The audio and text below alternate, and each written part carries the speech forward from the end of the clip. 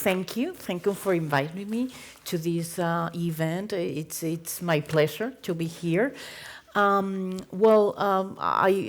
hope that all of you know BBVA, right? We are more than 110,000 people all around the world, right? And we are present in more than 25 countries. So that means that we are diverse in cultural terms, for sure. This gives us a great richness, cultural richness, right? And I think also a good advantage to understand all of our customers, right? I wrote some examples of the commitment that BBVA, that we have with the diversity, not only with cultural diversity, but with other ones. Let me give you some examples. BBVA organized the Diversity Days every year, right? This is a global event that we have all around the offices in BBVA, in countries, to keep employees updated about what we are doing in terms of diversity, right? So we have like a lot of workshops, we have very interesting talks, and we have activities designed to this goal, right? 2021 was the 4th consecutive year that BBVA received the top diversity company certification. So that is also a proof of our commitment with the diversity. I don't know if you already read something in the newspapers, but BBVA takes another step in respect of diversity. This related to gender, right?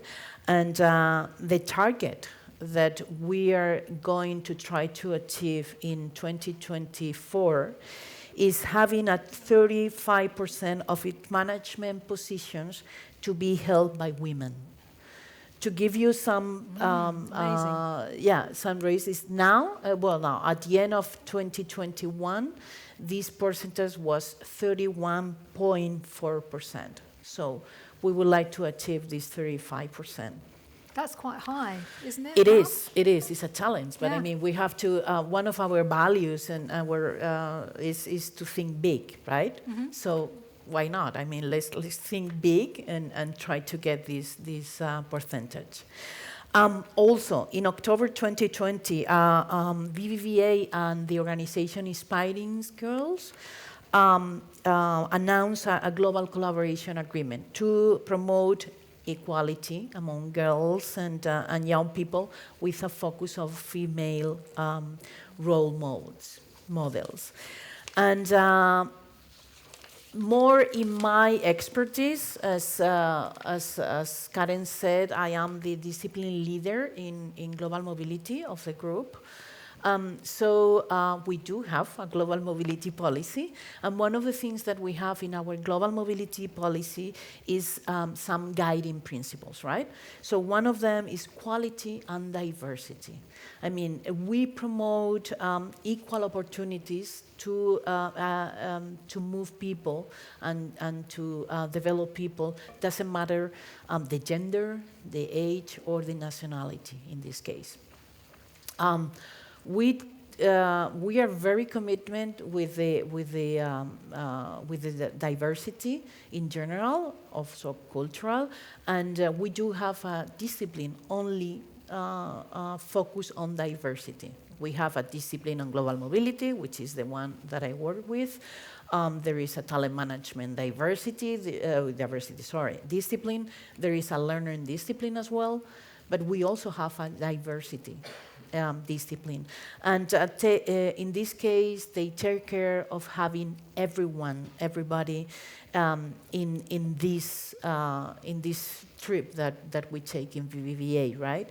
And we like to add everyone to this.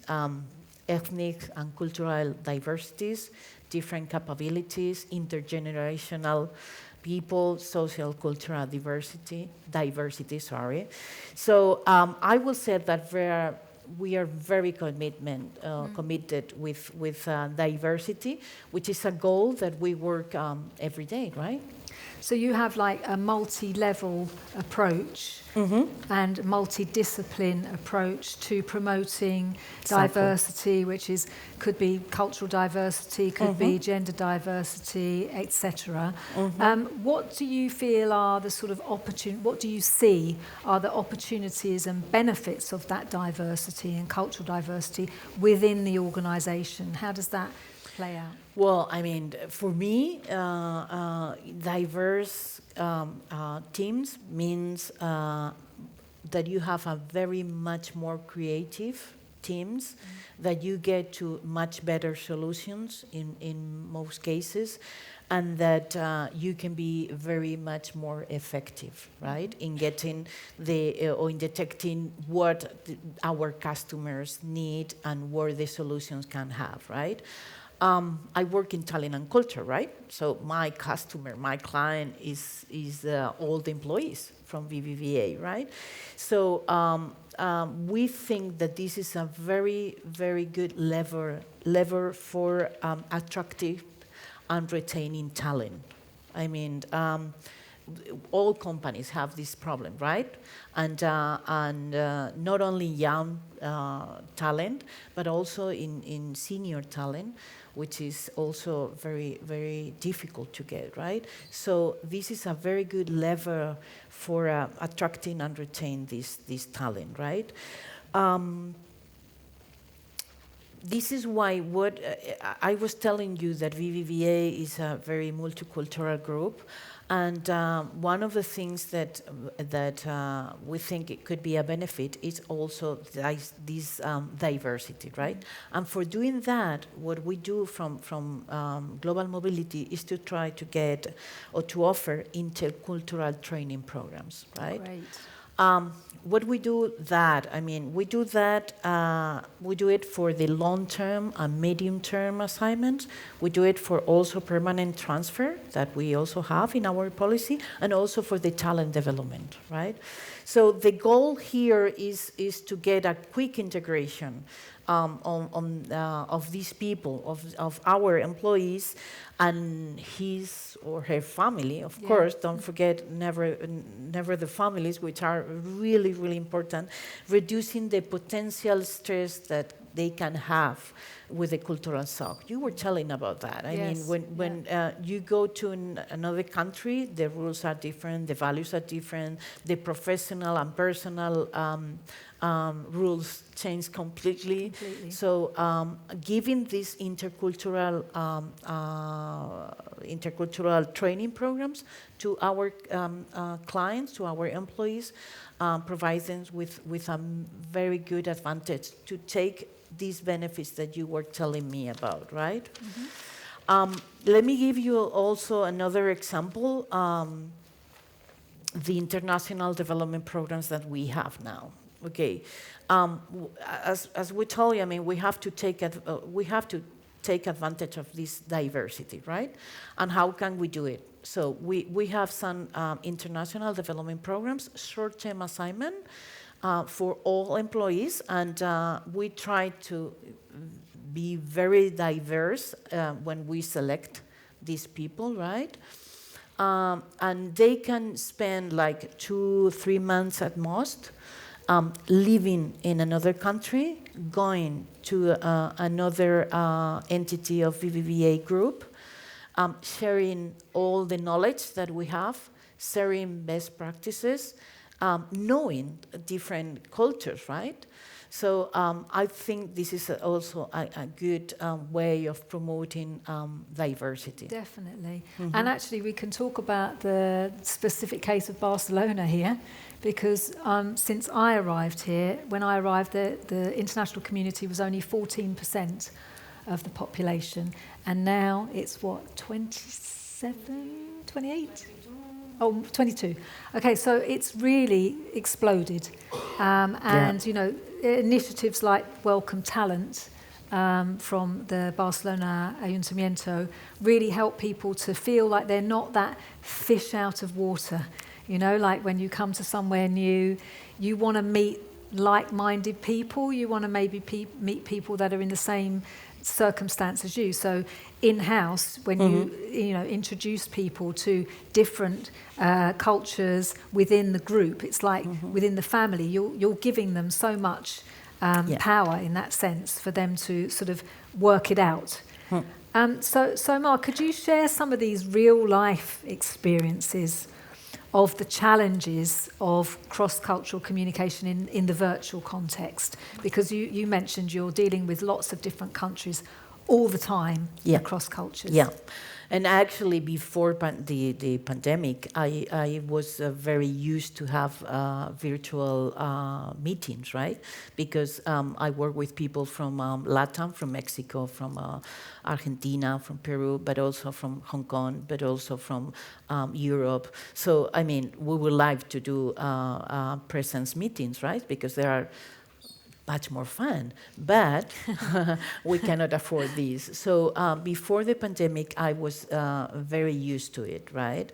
And as you said, it's quite difficult. I mean, the virtual environment is quite difficult per se, right? So, but the main two problems, challenges that you already face, in my opinion and in my role, was first of all the time zone. I mean, I was telling you that I was giving you the example Mexico, Peru, Argentina, blah blah blah, and Hong Kong. I mean, it's totally impossible to get a virtual meeting with them together. Unless, I mean, I keep someone without sleeping, right? Yeah.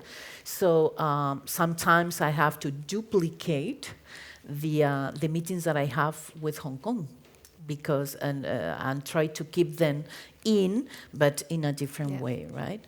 And also another big challenge that we have, you already mentioned, was the language, right? We have a good presence in Turkey, right? And I have to say that Turkish people are great. I mean, they are so different than us, but so rich in so many ways, right? But I don't speak Turkish. I would love to, but I don't. And some of my colleagues from Turkey speak Spanish, but not a lot, right? So we have to learn in English. We have to communicate, in English. I mean, as you can see, this is not my mother tongue, right? So I don't express myself the same way that I could do it in Spanish, right? And it happens the same with my Turkey guys, my Turkish colleagues, right? So this is a big challenge, right? Because not all of us speak so fluent English to get these little things that sometimes the nuances. Exactly. Yeah. But let me go farther, Karen. What about Spanish from here, from Spain, and Spanish from Mexico? Okay, I learned in all my life that I had a lot of communication with people from Latin, that there are some words that we use here very commonly, right? But we cannot use it, or the meaning is not so polite meaning when you say it in Argentina or in Mexico, right? So what I learned is to try to avoid using those words that for me are very, very common, right? Because you can create at least not a very good environment to start a meeting or something like that, or a relationship with them, right? Sure, and actually it reminds me of an example where just the translation can be minute, but the meaning can be so much different. Yeah. An Israeli saying, "I don't care," and you think that's really negative, but that's not what they mean. They mean, "Oh, I don't mind." Okay, think about that difference. It's one word. It's so subtle, but the meaning is totally different in the other culture. Yeah, but being not my mother tongue, I can say, okay, I can translate it into my, in my mind. I say, I don't care, and I don't mind really. Don't mind. Right? Exactly. I don't mind. So how does your organisation manage these challenges, because they are challenges? Yeah, well, you already said so. For me, I mean, it's a challenge. I mean, to learn and to manage those kind of of meetings, right, with so many different cultures. But active communication and empathy, did I say it right? Empathy, are key for me, right? Active communication means that I have to listen to you, right? I mean, and I have to really think what you are telling me and try to, act according to that. And empathy, I mean, I have to put in your shoes, or in the Mexico shoes, and see that we are, as you said, I mean, you did it great. I mean, not all of us are the same, not all of us are expecting the same, and so on, no? Right? So for me, this communication is very, very important, right? We have our global community, global mobility community of practice. This is a spot that we have all the countries to share knowledge, to talk about different challenges that we have when we are facing an international assignment. How can we improve our processes and things like that, right? We do have these monthly, right? And we have all the countries that I was telling you. I mean, these 25 countries and so on. So I try to lead those kind of meetings with good communication, giving time to all the countries to talk. And you said before that maybe having the rules of these meetings set up before, and I do this in some occasions when I know that someone is not going to talk, right? Yeah, exactly. So I try to do this. I mean, we have to be inclusive. Exactly. I don't know if you know that BBVA work on agile methodology, right? This is very common methodology, and actually it's very good because, I mean, you can perform project on a very good way, a very good rhythm, right? And you get like the minimum viable product that you tested, you iterate, and you improve, so on, right? So we are using this methodology to try to see new international development programs, right? For year 2023 and onwards, right? Not only evolving the ones that we have in 2022, this short-term assignment that I was telling you about, and that they are having a really good success among our employees, but also different ones, different international development programs with different objectives. It's not the same if you are trying to retain or attract young people or young talent and this digital and data scientists and things like that, or if your target is a different one, or if you want to improve the seniority of someone who maybe have a global position in our organization and things like that, right? So to do so, I have a team. I lead a team. I lead a team from Talent and Culture, and I have people from Mexico, people from Turkey, and people from corporate and investment banking, right? So you can imagine that this is a challenge. It is a challenge. But using the tools that you said and the tools that I was telling to you, we are moving together, and I hope at the end of the year we have those international development programs designed, at least. Fantastic. Mar, thank you so much for your comments. Thank you. I'm just going to wrap up now because I guess we're all desperate for our coffees. But let me just, Mar, you can stay there. I'm just going to wrap up, and just to sort of put it all into context, we are talking about becoming aware. We're talking about understanding, respecting, identifying the gaps, bridging the cultures, and benefiting from cultural diversity. I think that sums up what we've been discussing, and really, Mar, what BBVA is doing as well. We like to thank you for joining today, and we want to just inform you that we're having an Intercultural Academy workshop on Thursday, October the 20th. And it's going into much more detail about building trust in our virtual global teams. So if any of you would like to attend, you've got the details there, and we'd love to see you.